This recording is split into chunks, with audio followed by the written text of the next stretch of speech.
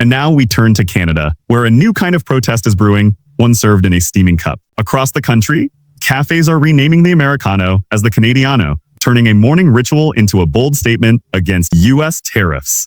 But is this just a fleeting trend, or is the Canadiano here to stay? If you thought coffee was just a drink, think again. In Canada, it's now a political statement. Coffee shop owners in British Columbia are taking a stand by rebranding the Americano, swapping its U.S.-inspired name for a homegrown alternative, the Canadiano. The reason?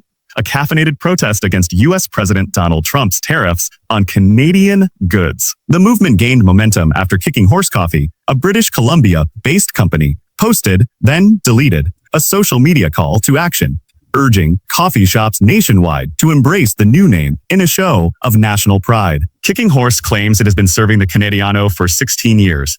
But amid rising tensions between Ottawa and Washington, the idea is now spreading like wildfire. One cafe owner in British Columbia, who initially taped over Americano on her menu, is now considering making change permanent. A Toronto cafe, Café BM, has also joined the movement, with its owner stating that while his business isn't a political battlefield, standing up for Canada, even through a name change, matters. Oh, we're not looking for a fight, he says.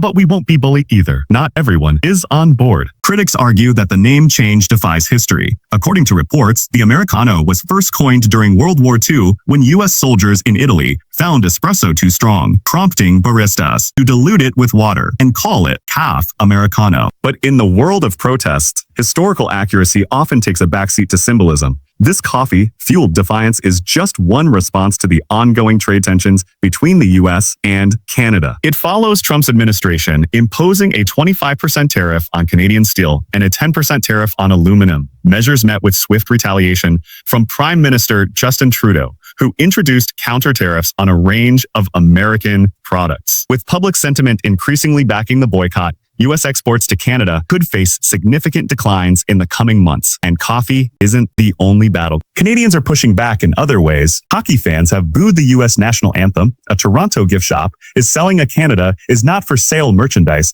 and a petition to revoke Elon Musk's Canadian citizenship has gathered over 230,000 signatures. It seems even one less billionaire is considered a win. Whether the Canadiano movement is just a short-lived protest or a permanent menu fixture remains to be seen. But one thing is certain. In Canada, even a cup of coffee is now a symbol of national pride. So next time you're north of the border and order an Americano, don't be surprised if your barista hands you a Canadiano instead. And who knows, it might even taste a little sweeter.